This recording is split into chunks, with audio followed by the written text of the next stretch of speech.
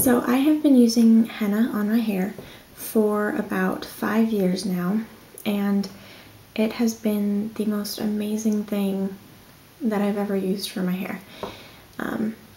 It can give great color, and it is really good at giving natural looking red hair. So I have tried a few different types of henna. I've tried art quality henna that I've just found on Amazon. I've tried a couple different colors from Mountain Rose Herbs, just the plain red henna, and then they mix in other herbs. So there's a strawberry blonde henna, and also used their black henna actually just this past year, and that is how my hair is now this color. The henna from Mountain Rose Herbs comes in a nice tin can, and it's just this very fine green powder. In this video, I'm just going to show you what you need to start off with, and then how you do it, and the process, and what my hair is going to look like afterwards. So, what you will need to prepare the henna is obviously the henna powder, and either a plastic container that you do not care about, or a glazed ceramic container, because otherwise the henna will stain. Henna is the exact same thing that they use to do Mendi tattoos, and so it will stain your skin very easily as well as your hair. So, and I'm just going to use a plastic fork to scoop and mix your favorite essential oil. Mine is blood orange. That's just gonna, you don't need it, but it's gonna make it smell a little bit better because henna smells rather earthy. And you can use just plain hot water. You can use lemon juice. I found that actually lemon juice helped the blonde more, but it kept it from being a stronger red. So what I've found that I really like is using this from Mountain Rose also. It is their honey rue tea. It's just a combination, it's really tasty, of rooibos tea and honeybush. And the reason, not only does it smell good, but it makes this gorgeous, rich red color. And the reason why it's in that strange cloth strainer is because I've recently found out that with henna, you shouldn't use metal in any of the process. Last but not least, just about a tablespoon of apple cider vinegar. It's going to help it absorb into your hair more. Now for the actual application of henna, you will need a t-shirt you don't care about, because it will stain your clothing as well. And the application is kind of messy. Also a towel you don't care about. You can use that to lay over your lap if you're sitting or anything like that, and you're going to wrap your head with it at the end. And you're also going to wrap your head with plastic wrap. Obviously rubber gloves, because it will stain your skin and your nails. And I know I said not to use metal, but I can't stress how helpful alligator clips are in the application process. So I'm just going to do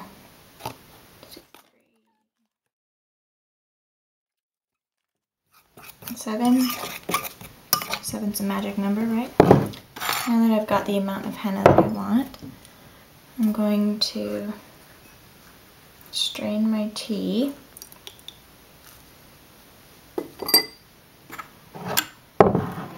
Add that into the mix of henna, and I'm going to add a little bit at a time. And the more liquidy it is, the easier it's going to be to apply to your hair. And I found that it tends to absorb as you let it sit. So you might have to add a little bit of liquid after it's sat and developed. So I'm going to leave a little bit in the teacup, and it's a pretty good consistency right now. People have said it's supposed to be about the consistency of yogurt. But I am going to add the apple cider vinegar. Apple cider vinegar is also really good for your hair in general. It's great to get rid of excess buildup, you know, left behind by shampoo or conditioners. Helps to give a nice shine to your hair if you rinse with it at the end of your shower. It's also good for your skin. So. Okay, so that is just about the perfect consistency. But I have a little bit of tea left over in case I need to make it a little bit more liquidy afterwards. So I'm just adding the essential oil now. Okay, so after you've mixed, I'm gonna take a little bit of that saran wrap and just cover and let it sit at room temperature. Some people like to let it develop on their heads. They just mix it up and put it right on immediately. Some people like to let it sit for anywhere from an hour to 4 hours and then put it on their hair. So it's really just a personal preference and what works best for you. Me, I just like to let it sit for about an hour and then let it sit on my hair for about 2 hours or as long as I can stand it. I found that it works best, the color absorbs the best when your hair is dry when you apply it, but I think it's even more important for your hair to be clean. The henna has been developing for a while now, and for about an hour and a half. And it's still pretty liquidy, but I'm gonna add that last bit of tea in. Just gonna make it even easier to apply. And if you ever add too much liquid, you can always add more powder. Right now, I'm wearing my t-shirt I don't really care about. I'm just gonna drape this towel over my lap.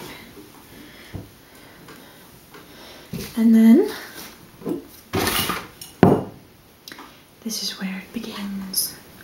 That's what it looks like. And what I'd like to do is just kind of take the top section of my hair and clip it up. And my hair is still a little damp, but definitely dry around the roots. And then I split it in 2 parts on that bottom half, so this and this section, and then I start working the henna in from there. I really just dip my fingers in the henna and then swipe it on and massage it into the roots. The thing about henna is that it's not going to change your hair, the shade of your hair. If the color you're going for is lighter than your natural hair color. If you just use plain red henna on like platinum blonde hair, you're gonna get super like orange.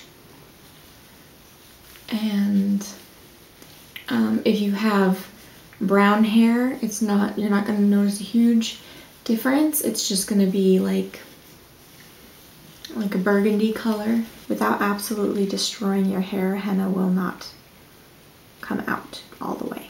So it's a commitment, but it does fade definitely with sunshine and time. So it colors each hair. So the natural highlights that you have in your hair will still remain, which is what makes henna give you such a natural looking color. Okay, so I will return after I finish mashing the henna into my roots and massaging it in so it's all evenly covered. And take off the gloves. Alright, this is a kind of fun part. You're going to take that saran wrap, open it up wrap it around your head like this until the plastic touches each other, and then you're just gonna take that and do a couple of passes around your head.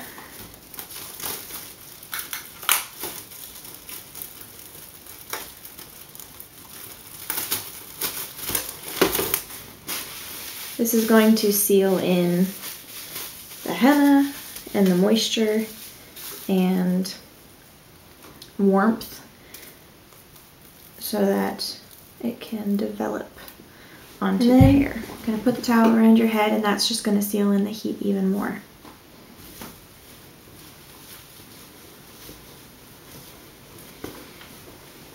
And you can use a blow dryer to help set the color more. I'm just going to leave this in as long as I can, and I started way too late in the day, so maybe I'll go watch some Miss Fisher's Murder Mysteries. I'm also really tired, so maybe I could just sleep with this in and let it soak in. I really want to watch Miss Fisher's. Maybe I'll try and do both. Alright, I will be back for the revealing of the hair. Okay, this is the finished henna, and you can clearly tell all my roots are a brilliant ginger, and really cool thing about henna is that it makes your hair a lot healthier and gives it a shine, and it'll just catch on fire. It'll glow in the sun, and it's just really beautiful. Alright, so I hope you guys enjoyed the video. I hope you learned a lot, and we'll come back for more. Alright, thank you so much for watching, and have a wonderful day. And basically today I'm just welcome to class. Going to strain this. No, I'm not. I'm going to finish what you need. Now for the action, blah blah blah. Anywhere from blah blah blah.